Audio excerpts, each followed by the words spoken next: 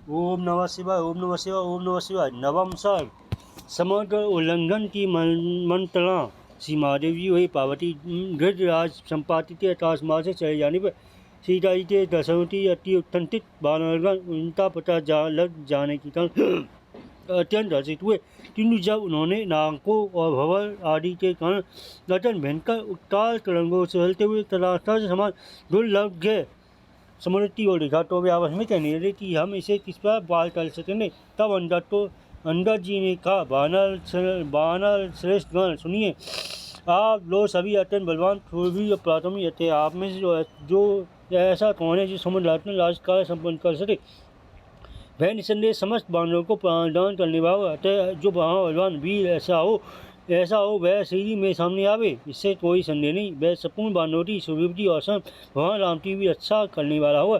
युवराज अंदर की स्वर पर समझ बानर सेनापति चुपचाप बैठे रहे। किसी से मुझसे शत्रुघ्न निकला, परस्पर एक दूसरा मुख काटते रहे। अंदर बोले, अच्छा इस कार्य करने की सब लोग अपनी अपनी शक्तियाँ बलवान करो, तब इस बात का पता चल जाए कि कौन है इसे कौन साठ सतीरा। अंदर जी की बात सुनकर सब बानर वीर फटाफट अपना बल बढ़ाने लगे। उनमें एक ने 10 योजन लेकर कम से 10 योजन अधिक जाने की बात अपनी समर्थी बताई। अंत में जब सब वन चलोने में से जामवान ने अपनी शक्ति 100 योजन के भीतर तक जाने की बताई। वे बोले, पूर्णकाल में जब भगवान की विक्रम का लिया था तो मैं उनके पृथ्वी के बराबर परिणाम वाले चरण के चारों ओर प्रतिमा करने के लिए 21 बार फिरा था, किंतु अब मुझे वृद्धावस्था ने दबा लिया, इसे मैं समुद्र नहीं लांघ सकता। अंदर जी ने भी कहा, मैं इस महासागर के पार तो जा सकता हूँ, किंतु फिर लौटने से सामर्थ्य है या नहीं जानता। तब बीरबल जामवान ने उनसे कहा, अंदर जी इस ताले के तले में तथापि आप समर्थ हैं, तथापि आपको इस ताले में चलना हमें ठीक नहीं जचता, क्योंकि आप हमारे नायक और नियामक हैं। अंदर बोले, यदि ऐसी बात है हम सबको प्रायोपवेशन संकल्प कर फिर पूर्वक कुशासनों पर बैठना पर जाना चाहिए, क्योंकि यह काम तो किसी से हुआ नहीं, फिर जीवन भी कैसे रह सकता है। तब बीरबल जामवान ने कहा, बेटा जिससे हाथ में हमारा कार्य बहुत सिद्ध होगा उस वीर को मैं तुम्हें दिखलाता हूँ। यो कर जामवान ने वहाँ बैठे हुए हनुमान जी से, हे हनुमान, इस महान कार्य के उपस्थित होने पर आप इस प्रकार अनजान के समान चुपचाप एक में क्यों बैठे हैं। हे महावीर, साक्षात पवन देव के पुत्र हैं, उन्हीं के समान पराक्रमी है, अतः आज अपनी सामर्थ्य दिखलाइए। महात्मा वायु ने राम कार्य के लिए आपको उत्पन्न किया। जिस समय आपका जन्म हुआ था उसी समय आपने सूर्य तो उदय हुआ देखकर इस पते हुए फल तो लेना चाहिए। इस इच्छा से बाल लीला में 500 योजन ऊंचे उछलता पृथ्वी पर डुलते, अतः ऐसा कौन है जो आपके बल तक महत्व में वर्णन कर सके। हे सुवत, आप खड़े हो जाइए और हे राम, कार्य करते हम सबकी अच्छा करीजिए। जामवान के वचन सुनकर हनुमान जी अति प्रसन्न हुए और बोले, उन्होंने समझ मान करते हुए घोर सिंहनाद किया।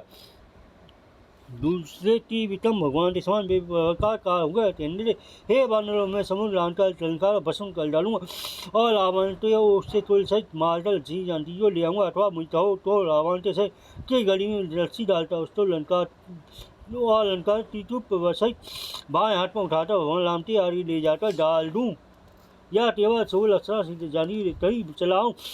हनुमान जी के वचन सुनकर जामवान ने कहा, हे वीर, तुम केवल शुभ लक्षण जानती जी की जाति देखकर ही चले आओ। फिर रामचंद्र जी के साथ जाकर अपना पुरुषार्थ दिखलाना। हे भद्र, आकाश मार्ग से जाते हुए तुम्हारा कल्याण हो।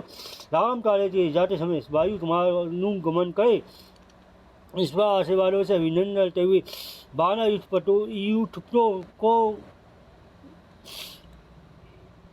के विदा चलने पर हनुमान जी महेंद्र पर्वत के शिखर पर चले। भानुओं ने अद्भुत रूप धारण किया और समस्त प्राणियों तो वायुपुत्र महात्मा हनुमान जी महान पर्वत राज से समान विशालता सुवर्ण बाल सुबल समान मनोहर मुख वाले महान सर्पराज से समान दीर्घ भुजाओं वाले दिखलाई देने लगे। इति श्रीमद् अध्यात्म रामायण महावैश्वय संबंधे कृष्णकांडे नवम सर्ग। ओम नमः शिवाय, ओम नमः शिवाय। समाप्तमिद कृष्णकांडम्। ओम नमः शिवाय, ओम नमः शिवाय, ओम नमः शिवाय, ओम नमः शिवाय, ओम नमः शिवाय, ओम नमः शिवाय।